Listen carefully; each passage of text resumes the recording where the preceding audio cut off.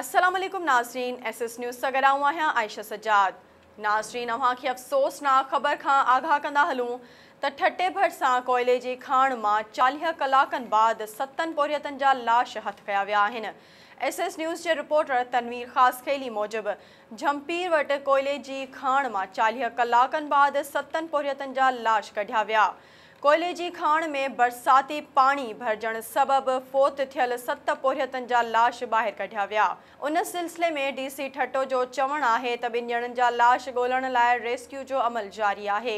वाज़े रहे त झंपीर वटि बरसात सबबि कोयले जी खाण में 10 पोरियत दॿिजी विया हुआ।